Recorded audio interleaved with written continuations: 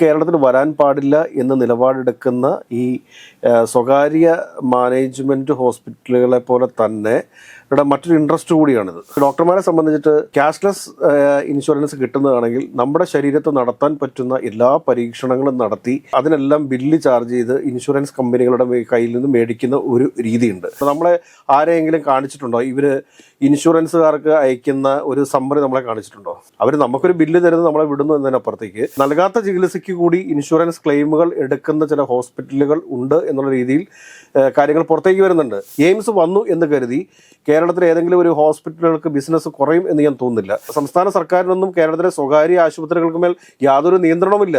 അപ്പോൾ അങ്ങനെയുള്ള സ്വകാര്യ ആശുപത്രികൾക്ക് ഭീഷണിയാകും എയിംസ് എന്ന് കണ്ടതുകൊണ്ട് തന്നെയാണ് കേരളത്തിലെ സ്വകാര്യ ആശുപത്രി മാനേജ്മെന്റുകൾ രാഷ്ട്രീയക്കാരെ ഇവിടെ കൈകാര്യം ചെയ്തു വെച്ചിരിക്കുന്നത്. നമസ്കാരം. നമസ്കാരം. ഇപ്പം കേരളത്തിൽ ഒരുപാട് ഹോസ്പിറ്റലുണ്ട്, അതുപോലെ തന്നെ ഒരുപാട് ഇൻഷുറൻസ് കമ്പനികളുണ്ട്. ഇപ്പം നിലവിൽ കേട്ടുകൊണ്ടിരിക്കുന്ന വലിയ വിവാദമാണ് ഇൻഷുറൻസ് കമ്പനികൾ ഹോസ്പിറ്റലിനെ പറ്റിക്കുന്ന കാര്യങ്ങളൊക്കെ. അപ്പോൾ ഇതിന്റെയൊക്കെ നിജസ്ഥിതി എന്താണ്? ഇൻഷുറൻസ് കമ്പനികൾ ഹോസ്പിറ്റലിനല്ല പറ്റിച്ചുകൊണ്ടിരിക്കുന്നത്. ഹോസ്പിറ്റലുകൾ ഇൻഷുറൻസ് കമ്പനികളെയും അതോടൊപ്പം തന്നെ സാധാരണക്കാരുള്ള പേഷ്യൻസിനെയാണ് പറ്റിച്ചുകൊണ്ടിരിക്കുന്നത്. അതായത് ഈ എയിംസ് കേരളത്തിൽ വരാൻ പാടില്ല എന്ന് നിലപാടെടുക്കുന്ന ഈ സ്വകാര്യ മാനേജ്മെന്റ് ഹോസ്പിറ്റലുകളെ പോലെ തന്നെ ഇവിടെ മറ്റൊരു ഇൻട്രസ്റ്റ് കൂടിയാണിത്, മറ്റൊരു തട്ടിപ്പ് കൂടിയാണിത്. നമ്മളൊരു കാര്യം മനസ്സിലാക്കുക, പലപ്പോഴും നമ്മളൊരു മെഡിക്ലെയിം എടുക്കുന്നു. ഈ മെഡിക്ലെയിം എടുത്തതിന് ശേഷം നമ്മൾ ഹോസ്പിറ്റലിൽ എത്തുന്ന സമയത്ത് എന്താണ് സംഭവിക്കുന്നത്? അവിടെ സ്വാഭാവികമായിട്ടും അവിടെ ഈ ഹോസ്പിറ്റൽ തന്നെയാണ് ഇൻഷുറൻസുകാരെ ഇൻറ്റിമേറ്റ് ചെയ്യേണ്ടത്. അപ്പോൾ വലിയ തുകയൊക്കെയാണ്, വലിയ ട്രീറ്റ്മെൻറ്റൊക്കെയാണ് ആവശ്യമെന്നുണ്ടെങ്കിൽ അവർ ഇമ്മീഡിയറ്റ് ആയിട്ട് തന്നെ ഈ ആശുപത്രികൾ എന്ത് ചെയ്യും? ഇൻഷുറൻസുകാരെ ഇൻറ്റിമേറ്റ് ചെയ്യും. ഈ ചെറിയ തുകകളൊക്കെയാണെന്ന് ഇരിക്കുക. ചെറിയ തുകകളൊക്കെ ആണെങ്കിൽ ആശുപത്രിക്കാർ അത് എങ്ങനെയും പേഷ്യൻസിൻ്റെ തന്നെ തലയിലേക്ക് തന്നെ വെച്ചു കൊടുക്കാൻ വേണ്ടിയിട്ട് ഒരുപാട് റീസണുകൾ പറയും. അത് അപ്രൂവ് ആയില്ല, ഇന്ന പ്രശ്നമുണ്ട്, അത് ഡിലേ ആണ് എന്നൊക്കെയുള്ള ഒരുപാട് കാര്യങ്ങൾ പറയും. സാധാരണ എങ്ങനെയാണ് നമ്മൾ ഇൻഷുറൻസ് ക്ലെയിം ചെയ്യുന്നത്? എങ്ങനെയാണ്? നമ്മളിപ്പോൾ ഡോക്ടറെ കാണാൻ വേണ്ടി പോകുന്നു, OPയിൽ ടിക്കറ്റ് എടുക്കുന്നു, ഡോക്ടറെ കാണുന്നു. ഡോക്ടറെ കണ്ടതിന് ശേഷം നമുക്ക് ഏതെങ്കിലും അഡ്മിറ്റ് ആവേണ്ട ഒരു രോഗമുണ്ടെന്ന് വിചാരിക്കുക, അല്ലെങ്കിൽ കൂടുതൽ വിദഗ്ധമായ പരിശോധനകൾ നടത്തേണ്ട കാര്യമുണ്ടെന്ന് വിചാരിക്കുക. അങ്ങനെ ഉണ്ടെങ്കിൽ നമ്മൾ സ്വാഭാവികമായിട്ടും ആ ഹോസ്പിറ്റലിൽ അഡ്മിറ്റ് ആവുന്ന ഉടനെ തന്നെ ഈ ഹോസ്പിറ്റലുകാർ തന്നെ ഈ ഏത് കമ്പനിയുടെയാണോ ഇൻഷുറൻസ് എടുത്തിട്ടുള്ളത് ആ കമ്പനിക്കാർക്ക് ഇൻറ്റിമേഷൻ പാസ് ചെയ്യുന്നു. അതിനുശേഷം അവിടെ നിന്ന് ഡോക്ടറുടെ സമ്മറി കാര്യങ്ങൾ, ഇതൊക്കെ എന്തൊക്കെ ടെസ്റ്റ് വേണം, എന്തൊക്കെ മരുന്നുകൾ വേണം, എന്തൊക്കെ ട്രീറ്റ്മെൻറ്റുകളാണ് നൽകാൻ പോകുന്നത്, അതിൻ്റെ ഒരു റേറ്റും കാര്യങ്ങളൊക്കെ വെച്ചിട്ട് ഇൻഷുറൻസ് കമ്പനിക്ക് ഒരു ഇൻറ്റിമേഷൻ കൊടുക്കുമ്പോൾ അത് ഇൻഷുറൻസ് കമ്പനിയുടെ ഡോക്ടറിന് വെരിഫൈ ചെയ്ത് നോക്കും. അപ്പോൾ തന്നെ അത് അപ്രൂവ് ചെയ്ത് കൊടുക്കുകയാണ് പതിവ്. അത് ക്യാഷ്ലെസ് ആയിട്ട് ഉള്ള സംഭവങ്ങളുമുണ്ട്. അതോടൊപ്പം തന്നെ പിന്നീട് ക്ലെയിം ചെയ്യത്തക്ക രീതിയിൽ, കാരണം പിന്നീട് ഡിസ്ചാർജ് സമ്മറിയും ഹോസ്പിറ്റൽ ബില്ലുകളൊക്കെ വെച്ചിട്ട് നമ്മൾ ക്ലെയിം ചെയ്യുന്നൊരു രീതിയുണ്ട്. പക്ഷേ ഈ നമ്മൾ ബില്ല് ക്ലെയിം ചെയ്യുന്ന ക്ലെയിമുകളിൽ പലതും പിന്നീട് നിരസിക്കപ്പെടാറാണ് പതിവ്. അതേസമയം ക്യാഷ്ലെസ് ആകുമ്പോഴത്തേക്ക് ഇമ്മീഡിയറ്റ് ആയിട്ട് അത് സംഭവിക്കാറുണ്ട്. അപ്പോൾ ഈ ക്യാഷ്ലെസ് ആയിട്ട് വരുന്ന ഇൻഷുറൻസ് ലഭിക്കുന്ന വലിയ തുകകൾ ഒരു 20,000 മേളിലാണെങ്കിൽ മാത്രമേ ഹോസ്പിറ്റലുകാർക്ക് അതിനകത്ത് താല്പര്യമുള്ളൂ എന്ന് നമ്മൾ മനസ്സിലാക്കുക. അതിൽ കുറവൊക്കെ ആണെങ്കിൽ അത് പേഷ്യൻറ്റിൻ്റെ തന്നെ തലയിലേക്ക് അടിച്ചു വയ്ക്കും. അപ്പോൾ ഇവിടെ സംഭവിക്കുന്ന കാര്യം വെച്ച് കഴിഞ്ഞാൽ, ഇപ്പോൾ നമുക്കറിയാം ഈ എക്സ്റേ ഒക്കെ എടുക്കുന്ന സമയത്ത് ഒരുപാട് റേഡിയേഷനും കാര്യങ്ങളും ഒക്കെ നമ്മുടെ ബോഡിയിലേക്ക് വരുന്ന നമുക്ക് ദോഷമാണ്. പക്ഷേ ഡോക്ടർമാരെ സംബന്ധിച്ചിട്ട് ക്യാഷ്ലെസ് ഇൻഷുറൻസ് കിട്ടുന്നതാണെങ്കിൽ നമ്മുടെ ശരീരത്ത് നടത്താൻ പറ്റുന്ന എല്ലാ പരീക്ഷണങ്ങളും നടത്തി അതിനെല്ലാം ബില്ല് ചാർജ് ചെയ്ത് ഇൻഷുറൻസ് കമ്പനികളുടെ കയ്യിൽ നിന്ന് മേടിക്കുന്ന ഒരു രീതിയുണ്ട്. അതായത് നമ്മൾക്ക് സത്യം പറഞ്ഞാൽ ആ ഒരു ടെസ്റ്റിന്റെ ആവശ്യം ഉണ്ടാവത്തില്ല. പക്ഷെ ഡോക്ടർമാർ അത് കമ്പൽ ചെയ്തുകൊണ്ട് ആ ഒരു ട്രീറ്റ്മെന്റ് നമ്മളുടെ മേൽ ഇൻപുട്ട് ചെയ്യുകയാണ്. ഇപ്പോൾ എക്സ്റേ എടുക്കേണ്ട ആവശ്യമില്ലായിരിക്കാം, സ്കാനിങ് എടുക്കേണ്ട ആവശ്യമില്ലായിരിക്കാം. പക്ഷേ ഇല്ലാത്ത ടെസ്റ്റുകളെല്ലാം ഒരു രോഗിക്ക് മേലെ അങ്ങോട്ട് അടിച്ചേൽപ്പിക്കുന്ന ഒരു രീതിയുണ്ട്. ഇതെല്ലാം സ്വാഭാവികമായിട്ടും അവർക്ക് കൃത്യമായിട്ട് അറിയാലോ, ഒരു ഡിസീസ് ഉണ്ടാകുന്നു, ആ ഡിസീസുമായി ബന്ധപ്പെട്ട് എന്തെല്ലാം സപ്പോർട്ടിംഗ് ആയിട്ടുള്ള കാര്യങ്ങളാണ് ചെയ്യേണ്ടത്, ട്രീറ്റ്മെൻറ്റുകളാണ് ചെയ്യേണ്ടത് എന്നുള്ളതിനെക്കുറിച്ച് ഡോക്ടർമാർക്ക് ഒരു ധാരണയുണ്ട്. അതുകൊണ്ട് തന്നെ ഇൻഷുറൻസിൽ ഇരിക്കുന്ന ഡോക്ടർമാർ എന്താ സംഭവിക്കുക, അവിടെ നിന്ന് ഇത് അപ്രൂവ് ആക്കി വിടും. അവർ പരിശോധിക്കുമ്പോഴെന്താണ് ഒരു രോഗം, അതുമായി അനുബന്ധപ്പെട്ടിട്ടുള്ള പരിശോധനകൾ, ട്രീറ്റ്മെൻറ്റ്, ഇതെല്ലാം അവർ നമുക്കൊക്കെ നോക്കുമ്പോൾ കറക്റ്റാണ്.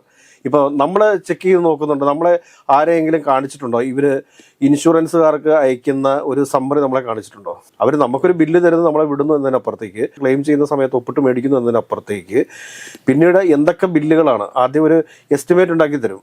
ആ എസ്റ്റിമേറ്റ് പോലും നമ്മൾക്ക് എത്ര ഹോസ്പിറ്റലുകൾ രോഗികളെ കാണിക്കുന്നു എന്നുള്ളതിനെക്കുറിച്ച് പരിശോധിക്കേണ്ടി വരും. അപ്പോൾ അങ്ങനെയൊക്കെ നമ്മളുടെ പേരിൽ നമ്മളറിയാതെ വലിയ എമൗണ്ടുകൾ ഹോസ്പിറ്റലുകൾ ക്ലെയിം ചെയ്തിട്ടുണ്ടോ എന്ന് പരിശോധിക്കേണ്ടതായിട്ടുണ്ട്. എല്ലാ ആളുകളും ഇതിനെക്കുറിച്ചൊരു ബോധവാന്മാരായിരിക്കണം. അതല്ലാത്ത പക്ഷം സംഭവിക്കുക എന്താണെന്ന് വെച്ചാൽ, നെക്സ്റ്റ് ഇയർ നമ്മൾ വീണ്ടും ഈ മെഡിക്ലെയിം പുതുക്കാൻ പോകുന്ന സമയത്ത് എന്ത് സംഭവിക്കും? ചാർജസ് കൂടി വന്നുകൊണ്ടിരിക്കും. അതൊരു പ്രധാനപ്പെട്ട പ്രശ്നമാണ്. അപ്പോൾ ആളുകളൊന്നും നോക്കത്തില്ല. ഇപ്പോൾ സാധാരണ ഇപ്പോൾ നമ്മൾ ഏതെങ്കിലും ഒരു ഹോസ്പിറ്റലിൽ പോയി ക്യാഷ് ആ കൗണ്ടറിൽ പേ ചെയ്തൊരു സാഹചര്യം ഉണ്ടായി കഴിഞ്ഞാൽ എന്താ സംഭവിക്കുക? നമുക്കൊരു 10% അല്ലെങ്കിൽ 15%, ചിലപ്പോൾ 20% വരെയൊക്കെ നമുക്ക് ഒരു ഡിസ്കൗണ്ട് ലഭിക്കുന്ന സാഹചര്യമുണ്ട്. മറിച്ച് ഇവിടെ ആയി കഴിയുമ്പോഴത്തേക്ക് ഈ ഹോസ്പിറ്റലിൽ ക്യാഷ്ലെസ് ആയി കഴിയുമ്പോഴത്തേക്ക് ആ ഡിസ്കൗണ്ട് നമുക്ക് കിട്ടുന്നില്ല എന്ന് മാത്രമല്ല, അവിടെ ഓരോ കാര്യത്തിനും എത്ര റേറ്റ് അവർ ക്ലെയിം ചെയ്തിട്ട് എടുത്തിട്ടുണ്ട് എന്നുപോലും നമുക്ക് അറിയാൻ വേണ്ടി പറ്റത്തില്ല. ഇപ്പം ചില വിവരങ്ങളൊക്കെ പുറത്തു വരുന്നത് എന്താണെന്ന് ചോദിച്ചു കഴിഞ്ഞാൽ, നൽകാത്ത ചികിത്സയ്ക്ക് കൂടി ഇൻഷുറൻസ് ക്ലെയിമുകൾ എടുക്കുന്ന ചില ഹോസ്പിറ്റലുകൾ ഉണ്ട് എന്നുള്ള രീതിയിൽ കാര്യങ്ങൾ പുറത്തേക്ക് വരുന്നുണ്ട്. അതിനെക്കുറിച്ചൊക്കെ വിശദമായിട്ട് നമ്മൾ പിന്നീടൊരു അവസരത്തിൽ പറയാം. നമ്മളിപ്പോൾ ഈ വിഷയം കൊണ്ടുവന്നത് തന്നെ എന്തിനാണെന്ന് ചോദിച്ചു കഴിഞ്ഞാൽ, കേരളത്തിലെ ചികിത്സാ ചെലവുകൾ വളരെയധികം വർദ്ധിച്ചു വന്നുകൊണ്ടിരിക്കുകയാണ്. അപ്പോൾ ഇങ്ങനെ വർദ്ധിച്ചു കൊണ്ടുവന്നിരിക്കുന്ന ഈ ഒരു സമയത്ത് എയിംസ് കേരളത്തിൽ ഒരു ആവശ്യകത തന്നെയാണ്.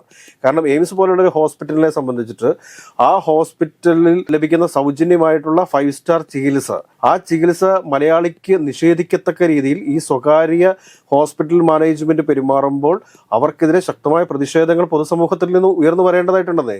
എയിംസ് വന്നു എന്ന് കരുതി കേരളത്തിലെ ഏതെങ്കിലും ഒരു ഹോസ്പിറ്റലുകൾക്ക് ബിസിനസ് കുറയും എന്ന് ഞാൻ തോന്നുന്നില്ല. കേരളത്തിലെ മലയാളികൾ എന്ന് പറയുന്നത് ആത്മാഭിമാനികളാണ്. ആത്മാഭിമാനികൾ എന്ന് പറഞ്ഞു കഴിഞ്ഞാൽ സൗജന്യമായിട്ട് കിട്ടുന്നത് ഒന്നും അവർക്ക് വേണ്ട എന്ന് വെക്കുന്ന ആളുകളുണ്ട്. അങ്ങനെയുള്ളവർ ഇങ്ങനെയുള്ള ഹോസ്പിറ്റലുകളെ, ഈ സ്വകാര്യ മാനേജ്മെന്റുകളെ തേടി തന്നെ പൊയ്ക്കോളും. അതുകൊണ്ട് സ്വകാര്യ മാനേജ്മെന്റിന് അതുകൊണ്ട് അവിടെ നിന്ന് ഉള്ള ഒരു ബിസിനസ് കുറയുമെന്നുള്ളൊരു ഭീതിയൊന്നും സ്വകാര്യ ആശുപത്രികൾക്ക് ആവശ്യമില്ല. പക്ഷെ അപ്പോഴും ഇവിടെ കുടുംബം വിറ്റ് ഈ സ്വകാര്യ ആശുപത്രികളിൽ ചികിത്സ തേടുന്ന ആളുകളുണ്ട്, അല്ലെങ്കിൽ വൃക്ക വിറ്റ് സ്വകാര്യ ആശുപത്രികളിൽ ചികിത്സ തേടുന്ന ആളുകളുണ്ട്. അതായത് അവയവ കച്ചവടത്തിന്റെ ഭാഗമായിട്ടൊക്കെ എത്രയോ വാർത്തകൾ ഇവിടെ പുറത്തു വന്നിരിക്കുന്നു. അപ്പോൾ ഇങ്ങനെയൊക്കെയുള്ളൊരു സാഹചര്യമുള്ളപ്പോൾ എയിംസിന് എതിരെ നിൽക്കുന്ന ഒരു നിലപാടിൽ നിന്ന് സ്വകാര്യ ആശുപത്രി മാനേജ്മെന്റുകൾ പിന്നോട്ട് പോകേണ്ടതുണ്ട്. അവരുടെ ഒരു കടുംപിടുത്തത്തിന്റെ ഭാഗമായിട്ടാണ് ഇപ്പോൾ ഈ എയിംസ് എന്ന് പറയുന്നത് വരാനായിട്ടുള്ള കാലതാമസം എന്ന് നമ്മൾ മനസ്സിലാക്കേണ്ടിയിരിക്കുന്നു. അപ്പോൾ അതിനനുസരിച്ചിട്ട് വേണം ഇനിയുള്ള പ്രവർത്തനങ്ങൾ മുമ്പോട്ട് കൊണ്ടുപോകാനായിട്ട്. കാരണം കേരളത്തിൽ നിന്നുള്ള ഒരൊറ്റ MP-മാർ പോലും എയിംസിന് വേണ്ടി വാദിക്കുന്നില്ലെന്നേ. ഈ BJP കടന്ന് കാട്ടിക്കൂട്ടുന്ന നാടകങ്ങൾ എന്ന് പറഞ്ഞു കഴിഞ്ഞാൽ അത് കേരളത്തിലെ സ്വകാര്യ ആശുപത്രി മാനേജ്മെന്റുകൾക്ക് വേണ്ടിയിട്ടാണ്. ഇപ്പൊ നമ്മൾ ഈ സ്വകാര്യ ആശുപത്രികളിൽ ചെല്ലുന്നു, അവിടെ ഏതെങ്കിലും തരത്തിലുള്ളൊരു സമരമോ അല്ലെങ്കിൽ ഏതെങ്കിലും തരത്തിലുള്ളൊരു പ്രതിഷേധമോ ഉണ്ടാക്കി കഴിഞ്ഞാൽ നേരെ റിമാൻഡിൽ പോവുക ചെയ്യുന്നത്. അത് ആശുപത്രിയുടെ മുമ്പിൽ തന്നെ എഴുതി വെച്ചിട്ടുണ്ട്. ഒന്നും നമുക്ക് ചെയ്യാൻ പറ്റത്തില്ല. ഏതെങ്കിലും സ്വകാര്യ ആശുപത്രികളുടെ മുമ്പിൽ പോയി കിടന്ന് നമ്മൾ ഏതെങ്കിലും തരത്തിൽ ബഹളം ഉണ്ടാക്കി കഴിഞ്ഞാൽ അപ്പോൾ തന്നെ പോലീസ് എടുത്തുകൊണ്ട് പോകും. അവിടെ പ്രതിഷേധിക്കാൻ പോലും നമുക്കൊരു അവസരമില്ല. അവർ പറയുന്നത് പഞ്ചപുച്ഛമടക്കി നിന്ന് കേട്ടിട്ട് ഇറങ്ങിപ്പോരുകയാണ്. വേറെ നിവൃത്തിയില്ലാത്തൊരു സാഹചര്യമുണ്ട്. സംസ്ഥാന സർക്കാരിനൊന്നും കേരളത്തിലെ സ്വകാര്യ ആശുപത്രികൾക്ക് മേൽ യാതൊരു നിയന്ത്രണവുമില്ല. പലപ്പോഴായിട്ട് നമ്മുടെ ആരോഗ്യ വകുപ്പ് മന്ത്രി തന്നെ ഇത് പറഞ്ഞിട്ടുള്ള ഒരു കാര്യമാണ്, ഈ സംസ്ഥാന സർക്കാരിന് കേരളത്തിലെ സ്വകാര്യ ആശുപത്രികൾക്ക് മേൽ യാതൊരുവിധ നിയന്ത്രണങ്ങളും കൊണ്ടുവരാൻ സാധിക്കത്തില്ല. ഇപ്പോൾ OP ടിക്കറ്റുകളുടെ കാര്യമായിക്കൊള്ളട്ടെ, അല്ലെങ്കിൽ മരുന്നുകളുടെ വിലയുടെ കാര്യമായിക്കൊള്ളട്ടെ. കാരണം ഒരു മരുന്ന് തന്നെ പല പല ഹോസ്പിറ്റലുകളിലും പല വിലയ്ക്കാണ് കിട്ടുന്നത്. അത് സംസ്ഥാന സർക്കാർ അംഗീകരിച്ച മരുന്നുകൾ തന്നെയാണോ അതോ ചെറിയ വിലയ്ക്ക് ലഭിക്കുന്ന മരുന്നുകളുണ്ട്, അത് വലിയ വിലയ്ക്ക് കൊടുക്കുന്ന രീതിയുണ്ട് കേരളത്തിൽ. അപ്പോൾ ആരോഗ്യവകുപ്പൊക്കെ കുറച്ചുകൂടി ഒന്ന് ഉണർന്ന് പ്രവർത്തിച്ച് സ്വകാര്യ ആശുപത്രികൾക്ക് മേൽ ശക്തമായ നിയന്ത്രണങ്ങൾ കൊണ്ടുവരേണ്ടതുണ്ട്. ഈ രോഗികൾക്ക് ആവശ്യമില്ലാത്ത പരിശോധനകൾ നടത്തി ഇൻഷുറൻസ് ക്ലെയിം ചെയ്തെടുക്കുന്ന രീതിയുണ്ട്. അതൊക്കെ അവസാനിപ്പിക്കേണ്ടതുണ്ടെന്നേ. സർക്കാർ വിചാരിച്ചാൽ നടക്കാത്ത കാര്യം എന്തെങ്കിലും ഉണ്ടോ? സർക്കാർ വിചാരിച്ചാൽ മാത്രം മതി.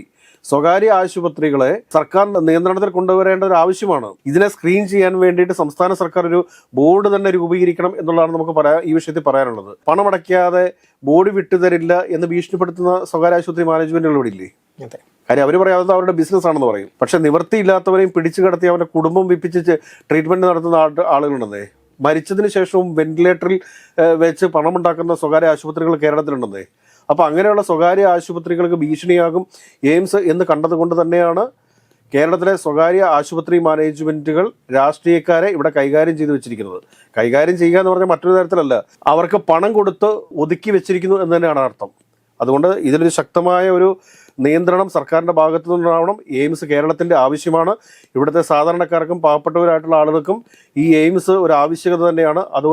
അതുകൊണ്ട് അതിനുവേണ്ട അടിയന്തരമായിട്ടുള്ള കാര്യങ്ങൾ സംസ്ഥാന സർക്കാരും UDF-ഉം BJP-യും ഒക്കെ കൂടി ചെയ്യണമെന്നാണ് നമുക്ക് അഭ്യർത്ഥിക്കാനുള്ളത്.